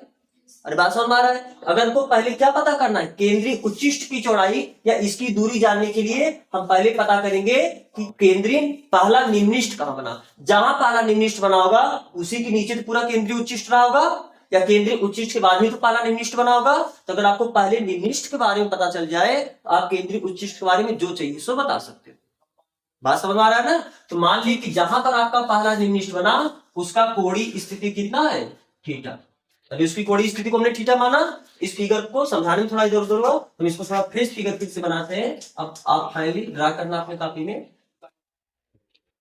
देखो ये सामने आपका क्या एक पर्दा है, इधर भी एक पर्दा था, हमने इस पर्दे पर क्या किया, एक छिद्र लिया है और मान लेते हैं कि ये आपका कोई एक पॉइंट है, जनरल पॉइंट है। यहाँ पर एक प्रकाश यहाँ से पहुंचा होगा, यहाँ से एक प्रकाश यहाँ से पहुंचा होगा। ये कौन सा पॉइंट है, बिल्कुल सेंटर वाला पॉइंट है। तो सेंटर वाला पॉइंट को अगर आप उस पॉइंट से मिलाओगे, मान लेते हैं ये एंगल कितना है, थीटा। तो ये पॉइंट मान लीजिए ए है, ये पॉइंट बी है। अगर हमको इन दोनों किरणों के बीच पथांतर निकालना तो क्या करेंगे, यहां से एक इस लाइन पे क्या खींच देंगे, परपेंडिकुलर। अगर ये एंगल थीटा था तो ये एंगल भी क्या होगा, थीटा होगा। अब इस पॉइंट को हमने क्या नाम दिया, सी। तो जो बी से सी तक की दूरी है, मान लेते हैं छिद्र, यही तो आपका छिद्र है पूरा इतना। इस छिद्र की चौड़ाई को हमने कितना मान लिया, ए। तो ये आपका क्या हो जाएगा, ए साइन थीटा। और इधर आपका क्या है, कोई प्रकाश स्रोत रखा है जिससे सभी डायरेक्शन में क्या हो रहा है, प्रकाश। तो आप समझ में आ रहा है कि नहीं फिगर। तो ये आपका कौन सा पॉइंट है, कोई भी जनरल पॉइंट है। यहाँ पर उच्चिष्ट भी बन सकता है और यहाँ पर निम्निष्ठ भी बन सकता है। तो हम पहले बात करेंगे पहला निम्निष्ठ कहाँ बना, फिर दूसरा निम्निष्ठ कहाँ बना, फिर तीसरा निम्निष्ठ कहाँ बना। चलो, तो क्या इसके बारे में लिखना होगा, इस सेटअप के बारे में लिखवा दिए। बस आप दो लाइन सुन लो, आप खुद लिख सकते हो। माना चित्रानुसार दो पर्दा है, आप पर्दे का नाम एम और एम रख सकते हो। माना पर्दे एम पर चित्रानुसार एक छिद्र जिसकी चौड़ाई ए है, कोष्ठक में ए बी है। अरे यही तो आपका रेखा चित्र है। पर्दे के सामने उसके लंबार्धक पर कोई एक प्रकाश स्रोत एस रखा हुआ है, ठीक। बस, और इसके बीच की, दोनों पर्दों के बीच की जो दूरी मानना होगा, मान लेते हैं वही जैसे आप व्यतिकरण में लिखे हो पूरा से वैसे लिखना है। बस वहां पर आपने दो छिद्रों के बीच में लिखा था, यहाँ पर आपको केवल एक छिद्र के बारे में लिखना है, ठीक है। तो आपको पता है कि पर्दे पर सामने दीप्त अदीप्त इस तरीके की पट्टिका मिलेगी जिसे हम क्या कहते हैं, उच्चिष्ट और निम्निष्ठ कहते हैं। तो हम सीधा बात करते हैं कि पहला निम्निष्ठ कहां बनेगा। चलो, इस पर्दे को हमने बोला एम और इस पर्दे को हमने क्या बोला है, एन। पर्दे एन पर पहले निम्निष्ठ की, पर्दे एन पर पहला निम्निष्ठ वहां बनेगा, पहला निम्निष्ठ वहां प्राप्त होगा जहां पथांतर को डेल्टा एक्स से दर्शाते हैं। तो पथांतर कितना हो जाएगा, पहले निम्निष्ठ के लिए लैम्डा। अब दिक्कत की बात यही है, कंफ्यूज हुए कि निम्निष्ठ बनेगा, क्योंकि आपको पता है कि समकोषी व्यतिकरण में कलांतर कितना होता है, 0। पथांतर बताओ, 0, लैम्डा, 2 लैम्डा, 3 लैम्डा। अरे समकोषी व्यतिकरण में यही पथांतर होता है ना, 0 लैम्डा, 2 लैम्डा, 3 लैम्डा। लेकिन यहाँ पर हमने निम्निष्ठ के लिए पथांतर लैम्डा लिखा है। निम्निष्ठ मतलब एक प्रकार से वहां पर विनाशी व्यतिकरण समझ दो। तो विनाशी व्यतिकरण के पथांतर कितना होना चाहिए, λ/2, 3 λ/2, 5 λ/2, 7 λ/2, 8 मल्टीपल ऑफ λ/2 बोलते। तो फिर यहाँ पर हम निम्निष्ठ के लिए पथांतर लैम्डा क्यों लिखते हैं, जबकि निम्निष्ठ के लिए पथांतर λ/2 होना चाहिए या 3 λ/2 होना चाहिए। तो पहला निम्निष्ठ वहां पर बनेगा जहां पथांतर कितना होगा, लैम्डा। दूसरा निम्निष्ठ वहां बनेगा जहां पर पथांतर कितना होगा, 2 लैम्डा। तीसरा निम्निष्ठ वहां पर बनेगा जहां पथांतर कितना होगा, 3 लैम्डा। है ये उल्टा क्यों चल रहा है, जहां उच्चिष्ट का केस लिखना चाहिए वहां पर निम्निष्ठ का पथांतर क्यों लिख रहे हैं, इसका रीजन समझना है। क्या फिगर बना चुके हैं? अब सुनो, इसका रीजन हम थोड़ा इधर समझाते हैं। इसके पहले जो आपने व्यतिकरण पढ़ा है वह द्विक रेखा छिद्र प्रयोग था, अयंग का द्विक रेखा छिद्र प्रयोग था। वहां पर 2 छिद्रों के कारण व्यतिकरण हुआ था, लेकिन यहां पर कितने छिद्र के कारण व्यतिकरण हुआ है, एक। जैसे मान लो कि ये आपका एक रेखा छिद्र है और ये सामने क्या है, पर्दा। अब ध्यान से यहां पर बस एक बात समझना, क्या इस छिद्र के बीच में हम बहुत ज्यादा छिद्र मान सकते नहीं मान सकते हैं? वहां पर आपने क्या किया है, एक प्रकाश स्रोत ये लिया था, दूसरा प्रकाश स्रोत ये लिया था। एक प्रकाश, अब जब प्रकाश आके इधर पड़ेगा, प्रकाश आके इधर पड़ेगा, तो ये एक नए प्रकाश स्रोत का कार्य करेगा, एक नए प्रकाश स्रोत का कार्य करेगा। तो यहां से एक किरण निकल के यहां पहुंचेगा, यहां से एक किरण निकल के यहां पर पहुंचेगा। लेकिन यहाँ पर हम केवल एक छिद्र नहीं लिए हैं, यहाँ पर हम मतलब सॉरी यहाँ पर हम दो छिद्र नहीं लिए, यहाँ पर हम कितना छिद्र लिए, एक छिद्र। लेकिन आपको पता है कि जब तरंगाग्र आके इस पे पड़ेगा तो तरंगाग्र पर स्थित जितना कण होगा सब एक नए प्रकाश स्रोत का कार्य करेगा। तो यहाँ पर केवल दो प्रकाश स्रोत ना है, कितना प्रकाश स्रोत है छिद्र एक। ध्यान से ये बात समझना, छिद्र तो एक है, लेकिन जब इस छिद्र पर आके आपका तरंगाग्र पड़ेगा तो तरंगाग्र पर बहुत सारे कण होंगे और सभी कण एक नए प्रकाश स्रोत का कार्य करेगा। बात समझ में आ रहा है ना? तो जो व्यतिकरण आप लिए हो केवल दो छिद्रों के कारण हुआ है, और यहाँ पर आप मतलब दो छिद्र, वो दोनों छिद्र नए प्रकाश स्रोत का कार्य करे थे। ख्याल है? वहां पर आप यहां से प्रकाश निकाले थे, यहां से प्रकाश निकाले थे, दोनों छिद्र नए प्रकाश स्रोत का कार्य कर रहे थे। तो वहां पर कितने प्रकाश स्रोत थे? केवल दो प्रकाश स्रोत थे। लेकिन यहाँ पर इस तरंग के बीच में जितने भी कण होंगे सभी नए प्रकाश स्रोत का कार्य करेंगे। तो यहाँ पर बहुत सारे प्रकाश स्रोत। अब समझना क्यों हमने लिया लैम्डा। है तो समपोषी व्यतिकरण का स्थिति, लेकिन लिए किसके है? निम्नलिखित यानी विनाशी के लिए आप समझ सकते हो। मान लेते हैं कि यहाँ पर टोटल कितने प्रकाश, 100 प्रकाश छिद्र। कितने प्रकाश स्रोत है यहाँ पर? 100 प्रकाश। अरे बीच में बहुत सारे होंगे, हम केवल अपने समझने के लिए कितना ले लेते हैं? 100। तो यहाँ पर जो पहला होगा और जो 100वां होगा, पहले और 100वें के बीच पथांतर आपने कितना लिया है? अरे यहाँ से पहला और यहाँ से लास्ट वाला, पहले और लास्ट बीच आपने पथांतर कितना माना है? लैम्डा। और अगर आपने 100 छिद्र मान लिया तो यानी पहले और लास्ट वाले के बीच लैम्डा था, यानी पहला और 100वां के बीच पथांतर कितना है? लैम्डा। इसको आप दो हिस्से में बांट दो। दो हिस्से में बांटने का मतलब ऐसा। तो यहां से यहां तक कितने हो गए होंगे? 50। और यहां से यहां तक कितने हो गए होंगे? 50। टोटल 100 प्रकाश स्रोत माने हो तो 50 ऊपर 50 नीचे। ठीक। अगर पहले और 100वें के बीच में लैम्डा था तो पहले और 91वें के बीच में कितना होगा? लैम्डा बाई 2 आधा आधा हुआ होगा। तो जो पहला प्रकाश पहुंचा होगा और जो 91 वाला पहुंचा होगा उनके बीच लैम्डा बाई 2 का पथांतर होगा, और लैम्डा बाई 2 यानी विनाशी व्यतिकरण। तो यहाँ पर आपको क्या मिला?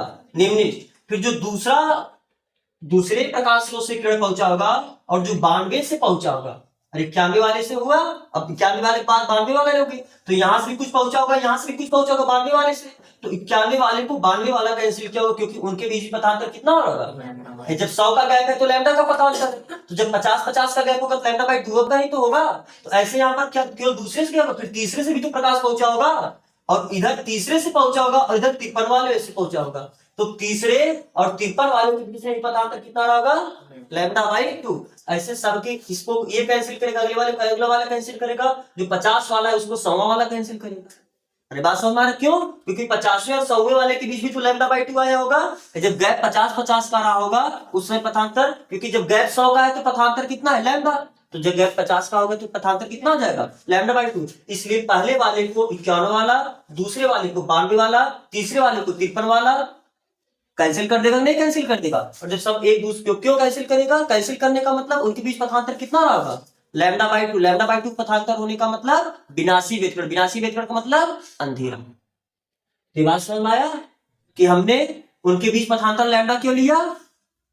क्यों पथांतर इनके बीच लैम्डा लिया? जबकि निम्नलिखित की स्थिति, अगर निम्नलिखित की स्थिति में पथांतर लैम्डा होगा, इस बात का मतलब क्या है कि अगर उसको हम दो पार्ट में ब्रेक कर देंगे, ऊपर वाले पार्ट से जितने प्रकाश चलेंगे उसको नीचे वाले पार्ट का प्रकाश के बीच लैम्डा बाई 2 पथांतर होकर एक दूसरे को क्या कर देगा? कैंसिल। कैंसिल करने का मतलब उनके बीच क्या हो गया होगा? विनाशी व्यतिकरण। विनाशी व्यतिकरण मतलब अंधेरा। उस अंधेरे को हम यहाँ पर क्या बोलते हैं? निम्नलिखित। बात समझ में आया? तो जब निम्नलिखित का बात होगा तो वहां पर पथांतर कितना लोगे आप? लैम्डा। दूसरे निम्नलिखित का जब बात आएगा पथांतर कितना लोगे? 2 लैम्डा। 2 लैम्डा। तीसरे निम्नलिखित का बात आएगा पथांतर क्या लोगे? 3 लैम्डा। तो फिलहाल अब ध्यान से सुनो, उनके बीच पथांतर कितना है? लैम्डा। और आपको पता है कि पथांतर है कितना?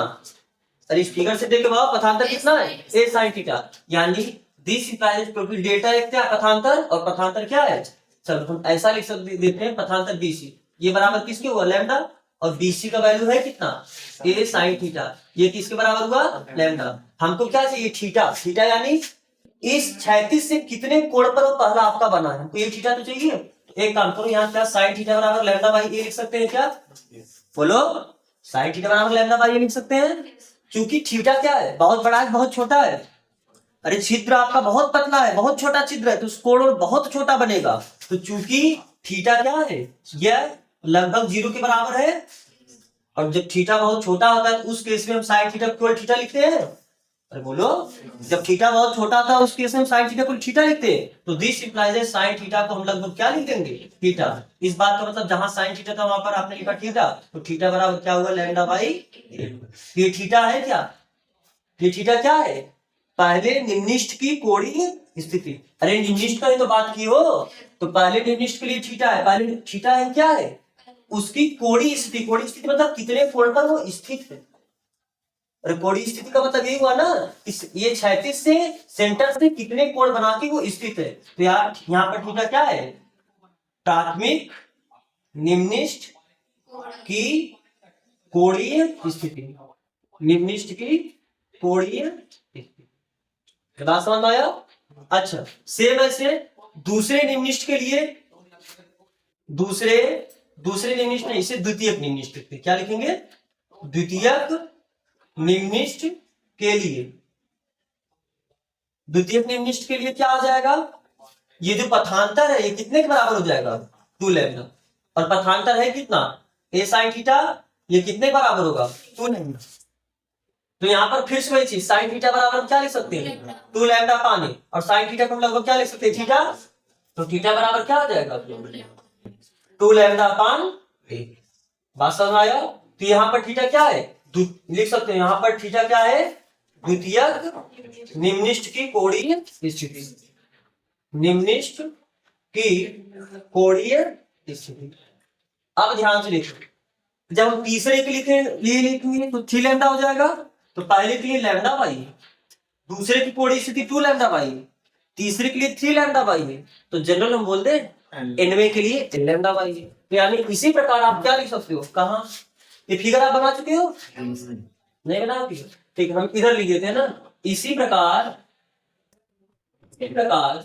एनवे निम्निष्ठ के लिए, एनवे निम्निष्ठ की कोणीय स्थिति, एनवे निम्निष्ठ की कोणीय स्थिति ये कितनी हो जाएगी, एन लैम्डा बाई।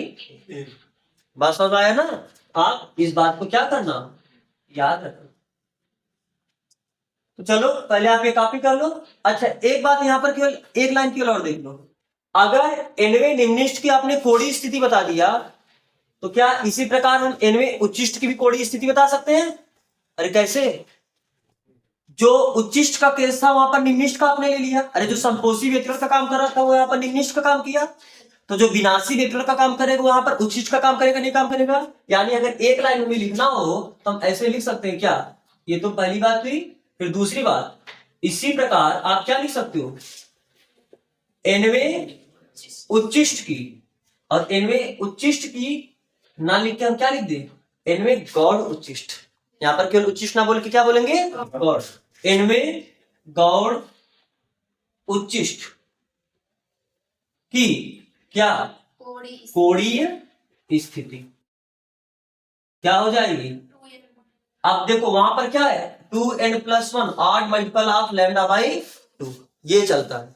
तो क्या हो जाएगा, 2n+1 लैम्डा अपान a। अरे यहाँ पर बस जहां n होता था वहां पर 2n+1 8 multiple of lambda by 2 चलेगा। तो यहाँ पर हम बटे 2, क्योंकि वहां पर देखो n लैम्डा चलता है, यहाँ पर 8 मल्टीपल ऑफ लैम्डा बाई 2 चलता है, तो हम बटे 2 यहीं पर कर दे। तो आप लिख सकते हो इसी, n का वैल्यू कहां से स्टार्ट होगा, याद रखना यहां पर दोनों फार्मूला में n का वैल्यू कहां से स्टार्ट होगा, 1 से। n का वैल्यू 1 से स्टार्ट होगा। देखो 0 कब होता है, जब यहाँ पे पथांतर 0 से स्टार्ट करते हैं, यहाँ पर उन्होंने पथांतर को लैम्डा से स्टार्ट किया है, यानी n का वैल्यू कहां से स्टार्ट होगा, दोनों स्थिति में n का वैल्यू 1 2 3 आगे पूरा बढ़ता जाएगा। तो करो कॉपी से। तो अभी आपने क्या देखा कि मान लो कि ये आपका क्या है, कोई एकल झिल्ली है जिसकी चौड़ाई कितनी है, a है। तो इसके सामने अगर आपने जो पर्दा रखा है, इसके सामने जो प्रकाश स्रोत S है, उससे जब कोई प्रकाश किरण आएगा तो इस पे आपको एक विवर्तन प्रतिरूप मिलेगा। विवर्तन प्रतिरूप में क्या होगा, आपको पूरा यहां से यहां तक, जैसे ये मान लो, क्योंकि आपको पता है कि जो विवर्तन होता है इसके बीच में जो छिद्र है, हम मान के चलते इनके बीच में, क्योंकि जब इस प्रकाश स्रोत से निकलने वाला तरंगाग्र पड़ेगा तो उस तरंगाग्र पर स्थित सभी कण एक नए प्रकाश स्रोत का कार्य करता है, और जब सभी कण एक नए प्रकाश स्रोत का कार्य करेगा तो सबसे किरण चलेगी। तो जो किरण एक मान लो यहां से चली, फिर कोई दूसरी किरण यहां से चली, फिर वैसे यहां तक भी एक किरण यहां से आया होगा और किनारों से मुड़ के एक किरण यहां पर भी आया होगा। आपको पूरा यहां से यहां तक क्या मिला है, इससे आपने क्या बोला है, केंद्रीय उच्चिष्ट। क्या बोला है, केंद्रीय उच्चिष्ट। ठीक है, फिर इसके बाद आपको क्या मिलता है, क्योंकि देखो यहां पर आपको सबसे पहला डार्क मिलेगा और ऐसे नीचे भी आपको सबसे पहला डार्क मिला। तो ये जो इसका सेंटर होगा, सेंटर से पहली डार्क की जो दूरी होगी हमें वो देखना है, और पहली हम कोणीय स्थिति का बात कर रहे हैं, तो ये आपका पहला निम्निष्ठ है। ये आपका क्या है, प्राथमिक, हम ऐसे लिख दे फर्स्ट डार्क ना। फर्स्ट डार्क मतलब प्राथमिक निम्निष्ठ, डार्क मतलब अंधेरा वाला, और इधर नीचे से आपका ये फर्स्ट डार्क है यानी प्राथमिक निम्निष्ठ। तो इसकी जो कोणीय स्थिति होगी, कोणीय स्थिति मतलब ये जो आपका स्लिट है, इस स्लिट के केंद्र से अगर आप इसको मिलाओगे तो ये कुछ एंगल बनेगा कि नहीं बनेगा, यही जो एंगल इसकी क्या कहलाती है, कोणीय स्थिति। तो फिलहाल हम फिगर में ये बना चुके थे, हम इसे नहीं समझा रहे प्रकाश यहाँ पर पहुंच कैसे रहा है, आप अब समझ गए हो प्रकाश यहाँ पर पहुंचता कैसे है। बस अब हम फिगर बना रहे हैं। यहाँ पर आपका पहला निम्निष्ठ, यहाँ पर आपका नीचे से पहला निम्निष्ठ। तो सेंटर से यानी मध्य बिंदु से कितने एंगल पर वो बना है, वो क्या है, कोणीय स्थिति किसकी, प्राथमिक निम्निष्ठ की। ऐसे नीचे भी इसकी कोणीय स्थिति आएगी, ये क्या हुआ, थीटा। तो जो पहला निम्निष्ठ है, आपने फार्मूला क्या देखा, एनवी निम्निष्ठ की स्थिति, एनवी निम्निष्ठ की स्थिति, एनवी निम्निष्ठ की स्थिति का फार्मूला क्या देखा, एन लैम्डा अपान ए। यानी जब आप n बराबर 1 रखोगे तो पहली हम ऐसे लिख दे, फर्स्ट डार्क निम्निष्ठ, डार्क डी लिख देंगे, इसका मतलब आप निम्निष्ठ समझ लेना। तो पहले निम्निष्ठ की ये कौन सी स्थिति है, ये फार्मूला किस स्थिति की है, कोणीय स्थिति की। तो फर्स्ट डार्क की जो कोणीय स्थिति हुई कितनी हुई, कोणीय स्थिति, ये कितना हुआ, n का वैल्यू 1 रखोगे तो यानी लैम्डा अपान ए। जब n बराबर आप 2 रखोगे तो आपको सेकंड डार्क की कोणीय स्थिति मिलेगा, ये कितना आ जाएगा, 2 लैम्डा अपान ए। जब आप n बराबर 3 रखोगे तो आपको थर्ड डार्क की कोणीय स्थिति मिलेगा, तो ये कितना हो जाएगा, 3 लैम्डा अपान ए। यानी ध्यान से देखना, कोणीय स्थिति का मतलब ये एंगल पहले के लिए कितना बनेगा, ये कितना होगा, लैम्डा अपान ए। फिर आपको पता है कि यहाँ पर आपको ब्राइट मिलेगा, फिर उसके बाद आपको डार्क मिलेगा, और डार्क की चौड़ाई धीरे धीरे क्या होगी, बढ़ती जाएगी। तो ये जो डार्क की अब कोणीय चौड़ाई आई कहां से, सेंटर से, ये जो पूरा एंगल होगा ये कितना हो जाएगा, 2 लैम्डा अपान ए, क्योंकि ये पहला डार्क है और ये आपका कौन सा डार्क है, सेकेंड डार्क है। बात समझ में आ रहा है ना। ऐसे थर्ड डार्क मिलेगा, थर्ड डार्क कितने एंगल पर होगा, 3 लैम्डा बाई ए, सेम जितना ऊपर उतना नीचे। तो फिलहाल हमें, चलो ये तो डार्क का हुआ, और एनवी उच्चिष्ट की कोणीय स्थिति आपने क्या देखा, उच्चिष्ट की, यहां इसे हम क्या केवल उच्चिष्ट नहीं बोलते, इसे एनवी गौड़ उच्चिष्ट बोलते हैं। क्या बोलते हैं, एनवी गौड़ उच्चिष्ट। तो एनवी गौड़ उच्चिष्ट की जो कोणीय स्थिति आई उसका फार्मूला क्या हुआ, कोणीय स्थिति, ये कितना होता है, 2n+1 अपान 2 लैम्डा अपान ए। इन दोनों फार्मूला में, इस फार्मूला में भी और इस फार्मूला में n का वैल्यू कहां से स्टार्ट होगा, 1 से। n बराबर 1 रखोगे तो पहला निम्निष्ठ, और n बराबर 1 रखोगे पहला गौड़ उच्चिष्ट, n बराबर 2 रखोगे दूसरा निम्निष्ठ की स्थिति, कोणीय स्थिति, और n बराबर 2 रखोगे तो दूसरे गौड़ उच्चिष्ट की कोणीय स्थिति मिलेगी। तो हमें क्या करना है, हमें अब दूसरा, ठीक है ये तो आप दूसरे तीसरे सबकी कोणीय स्थिति बता सकते हो, बताओ सबकी कोणीय स्थिति बता सकते हो। हमें क्या बताना है कि ये जो केंद्रीय उच्चिष्ट है इसकी कोणीय चौड़ाई, कोणीय चौड़ाई यानी ये टोटल देखो कितना एंगल बनाया होगा। तो अगर इसकी कोणीय चौड़ाई यानी ये पूरा एंगल में चाहिए, बात समझ आ रहा है ना, क्योंकि केंद्रीय उच्चिष्ट यहां से यहां तक है, जहां आपको पहला निम्निष्ठ मिला होगा और नीचे आपको जहां पहला निम्निष्ठ मिला होगा उनके बीच ही आपका पूरा केंद्रीय उच्चिष्ट आया होगा, नहीं आया होगा। तो केंद्रीय उच्चिष्ट की कोणीय चौड़ाई चाहिए। कोणीय चौड़ाई मतलब ये कितने एंगल तक फैला हुआ है। अगर थीटा एंगल ऊपर है, थीटा एंगल नीचे है, यानी 2 थीटा इसका कोणीय चौड़ाई होगा कि नहीं होगा। आप पहले हेडिंग डालो, केंद्रीय उच्चिष्ट की कोणीय चौड़ाई, केंद्रीय उच्चिष्ट की कोणीय चौड़ाई।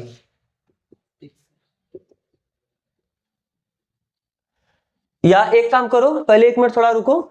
सबसे पहले अभी हम लोग ये कोणीय स्थिति देखे हैं, हम स्थिति केवल देख लेते हैं। स्थिति मतलब सेंटर से कितने दूर पर पहला निम्नलिखित मिलेगा, सेंटर से कितने दूर पर दूसरा निम्नलिखित मिलेगा, सेंटर से कितने दूरी पर तीसरा। अभी ये जो आपने निकाला ये कोणीय स्थिति एंगल के टर्म में आप बताए हो, अब हम सीधा ये दूरी के टर्म बताना चाहते हैं। बात समझ में आ रहा है ना? तो पहले आप हेडिंग ऐसा कर लो कि एनवी उच्चिष्ट तथा एनवी उच्चिष्ट तथा एनवी निम्नलिखित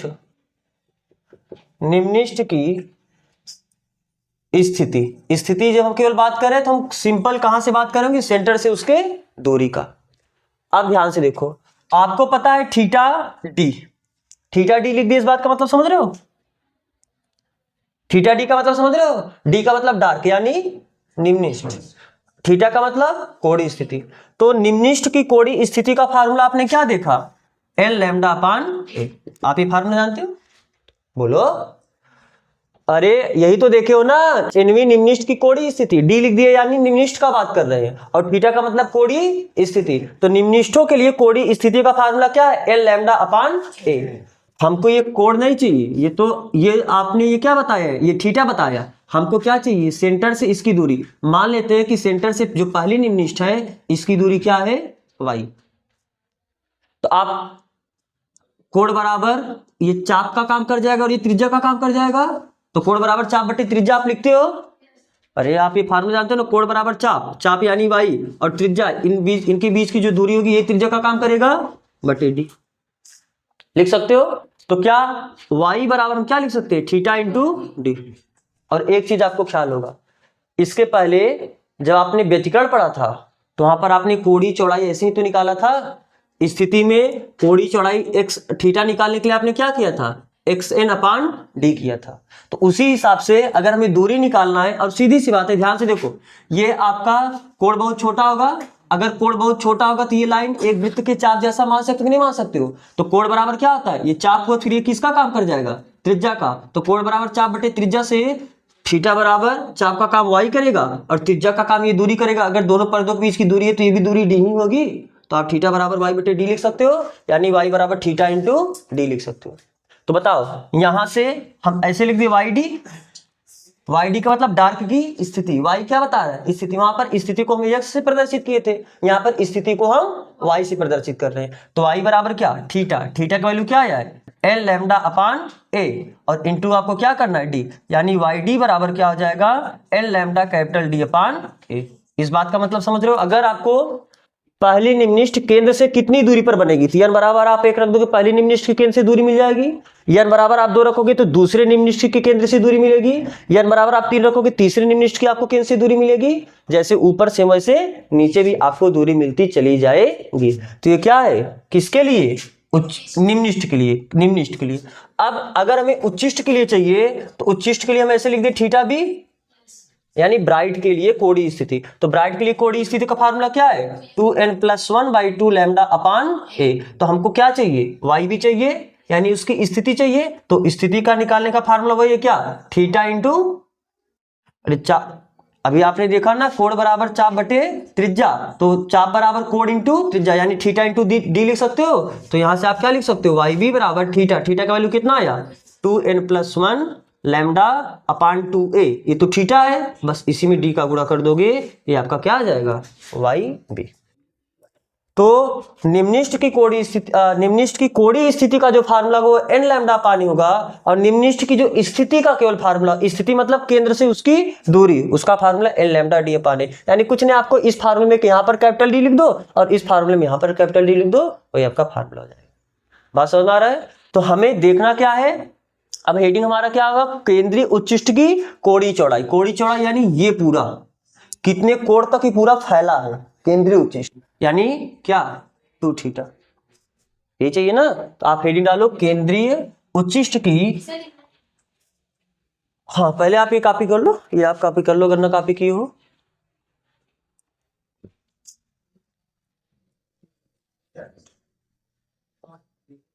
केंद्रीय उच्चिष्ट की कोणीय चौड़ाई। केंद्रीय उच्चिष्ट की कोणीय चौड़ाई क्या हो जाएगा? केंद्रीय उच्चिष्ट की कोणीय चौड़ाई क्या होगा? कोणीय चौड़ाई थीटा प्लस थीटा। और ये थीटा कौन सा थीटा है, ब्राइट का कि डार्क का? बोलो, ये थीटा क्या है? निम्निष्ठ का। अरे पहले निम्निष्ठ की जो कोणीय स्थिति होगी वहां तक का कोण, यही तो है। तो कोणीय स्थिति का हम इसे डी लिख सकते हैं डार्क के लिए। और कौन से डार्क के लिए? पहले डार्क के लिए तो हम इसे D1 लिख दे। अरे क्यों, लिखने का एक तरीका है। D1 का मतलब पहले डार्क की कोणीय स्थिति। तो जो पहले डार्क की कोणीय स्थिति होगा उतना ऊपर उतना नीचे, यही पूरा एंगल जोड़ देंगे तो हमको केंद्रीय उच्चिष्ट का पूरा फैलाव मिल जाएगा, कोणीय चौड़ाई मिल जाएगा। और ये होता क्या है, आपने देखा ना, थीटा बराबर लैम्डा अपान ए। अरे निम्निष्ठ के लिए n लैम्डा अपान ए होता है, तो जब n का वैल्यू 1 रखोगे तो केवल लैम्डा अपान ए ही तो मिलेगा। तो यानी लैम्डा अपान ए प्लस लैम्डा अपान ए, यानी बोले तो 2 लैम्डा अपान ए। तो आपको याद रखना है क्या, ये क्या है आपका केंद्रीय उच्चिष्ट की कोणीय चौड़ाई। केंद्रीय उच्चिष्ट की कोणीय चौड़ाई। आप इस फार्मूले को याद रखना, ठीक है।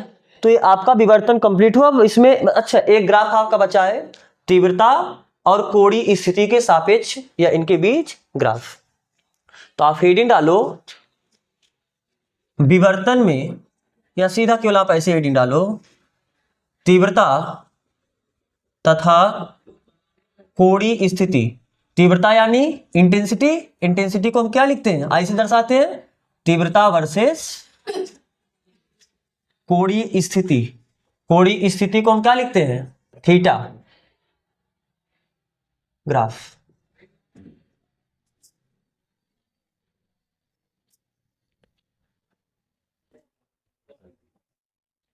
चलो अब बताओ, ध्यान से देखना। हम इस एक्सिस पे तीव्रता को रिप्रेजेंट कर रहे हैं और इस एक्सिस पे हम किसको रिप्रेजेंट कर रहे हैं, थीटा। थीटा यानी कोणीय स्थिति को। अब यहां पर उच्चिष्ट और निम्निष्ठ दोनों की कोणीय स्थिति को हम रिप्रेजेंट करेंगे। आपको पता है कि जब एकदम बीच में आपको क्या मिलता है, उच्चिष्ट मिलता है, उसके बाद आपको कहीं पहला निम्निष्ठ मिलेगा, आपको फिर इधर भी निम्निष्ठ मिलेगा, फिर आपको बीच में उच्चिष्ट मिलेगा, फिर आपको निम्निष्ठ मिलेगा, फिर उच्चिष्ट मिलेगा, फिर निम्निष्ठ मिलेगा। यही तो है। अच्छा बताओ, यहां पर थीटा का वैल्यू कितना होता है? पहला जो होगा ये निम्निष्ठ है। किसकी है, किसके लिए लिखे हैं, ये निम्निष्ठ की स्थिति है। ऐसे पहले निम्निष्ठ की स्थिति क्या है, थीटा बराबर लैम्डा अपान ए। दूसरे निम्निष्ठ की स्थिति क्या है, थीटा बराबर 2 लैम्डा अपान ए। तीसरे के लिए 3 लैम्डा अपान ए। फिर ऐसे चौथे के लिए, पांचवें के लिए चला जाता रहेगा। सेम ऐसे इधर भी थीटा बराबर लैम्डा अपान ए, यहां पर थीटा बराबर 2 लैम्डा अपान ए। अभी हम ये केवल निम्निष्ठों की कोणीय स्थिति दर्शा रहे। अभी इनके बीच में हम, क्योंकि बीच बीच में आपका उच्चिष्ट भी होगा, अरे इनके बीच में उच्चिष्ट होगा, उच्चिष्ट की भी स्थिति दर्शाएंगे। अब आपको पता है यहां पर तीव्रता घटता जाता है, बढ़ता जाता है, लगातार तीव्रता घटता जाता है। तीव्रता यानी चमक। अरे बताओ, धीरे धीरे तीव्रता इसका कम हुआ है ना, यानी इसका जब आप ग्राफ खींचोगे, ध्यान से देखना, इसका ग्राफ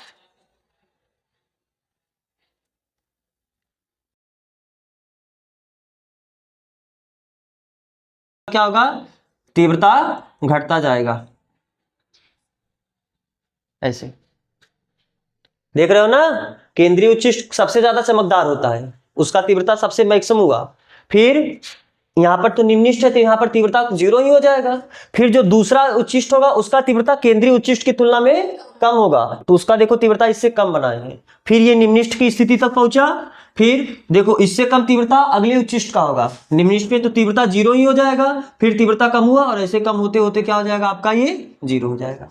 सेम जैसे इधर है वैसे आप इसको इधर भी बना सकते हो।